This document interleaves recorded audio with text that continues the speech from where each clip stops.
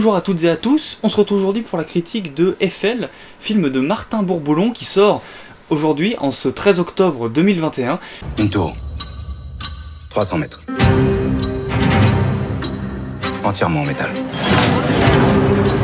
Un défi à la gravité. Aux éléments. Cette tour, messieurs, c'est Paris. Son rayonnement. Sa place dans le monde. Alors il faut savoir que je l'ai vu il y a quelques temps, parce que je l'ai vu le 17 juin 2021, à la sortie du bac de français.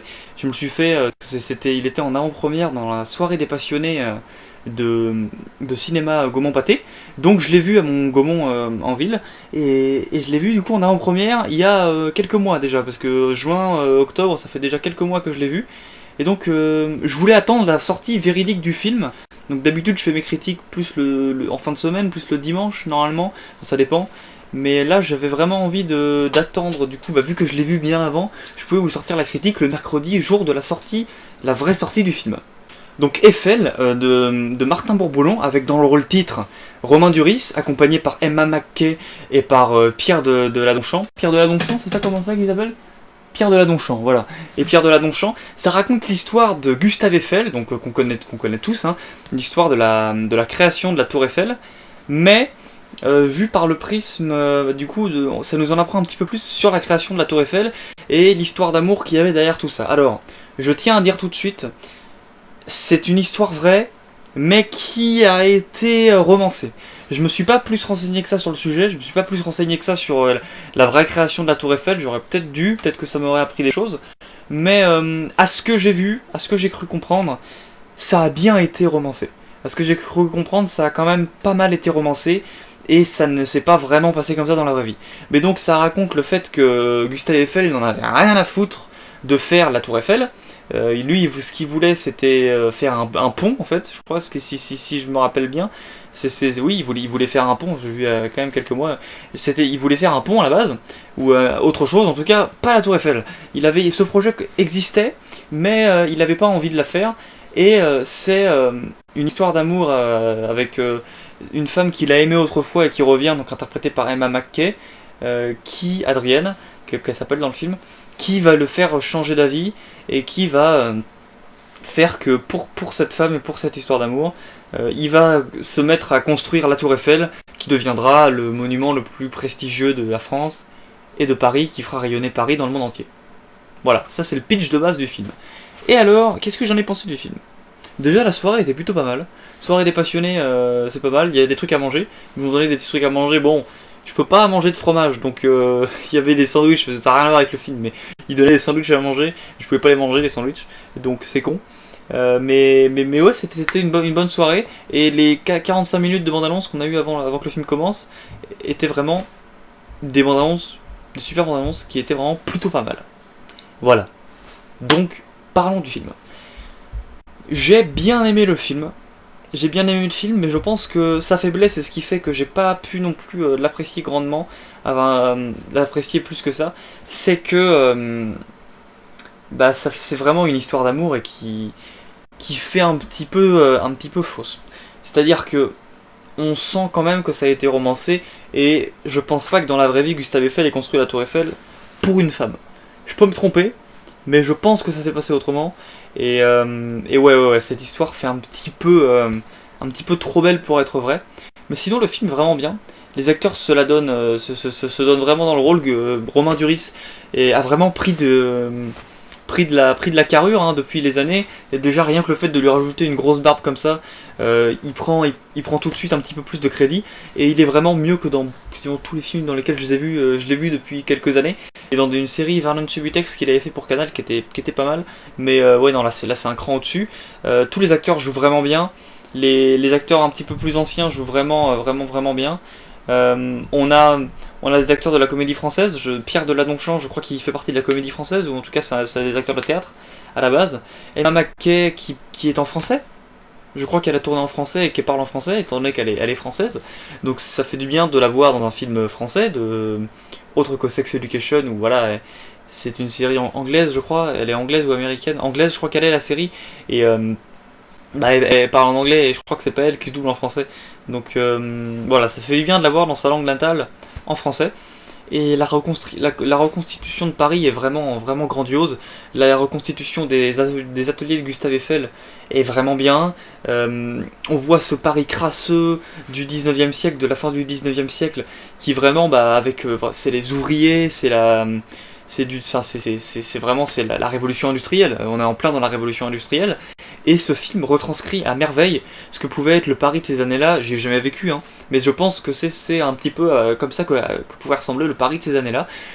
Toute la construction de la Tour Eiffel est bien mise en valeur, avec vraiment la souffrance de ces hommes qui ont construit la tour, et qui n'étaient pas très contents, qui n'étaient pas payés comme ils devaient être payés, et qui se sont un petit peu rebellés, parce que Gustave Eiffel était vraiment rac-rac au niveau des budgets, et il a dû sacrifier un petit peu le salaire de certains de ses ouvriers pour pouvoir arriver à la fin de la construction de la Tour Eiffel. On voit que des fois la sécurité était pas vraiment bien respectée sur les travaux. Et en même temps, bon, on peut pas vraiment en vouloir. Hein, ces années-là, c'était pas non plus la sécurité avant tout. Donc voilà, on a une belle histoire d'amitié entre le personnage qui est joué par Pierre Deladonchamp et Romain Duris, donc avec Gustave Eiffel. Une belle histoire d'amitié qui, sans spoiler le film, hein, vole en éclats, et je vais pas vous dire pourquoi, mais cette histoire d'amour, enfin cette histoire d'amitié va voler en éclats à un moment dans le film, et il n'y aura pas de point de retour, voilà. Donc c'était vraiment deux amis presque d'enfance, je me souviens plus si c'était des amis des classes ouvrières ou si c'était des amis d'enfance, je crois que c'est vraiment des amis d'enfance, et voilà, toute l'histoire avec Emma McKay est vraiment bien, cette femme qui en fait, ne voulait pas, enfin, vous verrez quand vous verrez le film, je ferai, non, je vais pas faire une partie spoiler, ça mérite pas non plus une partie spoiler, mais voilà, on voit que cette femme qui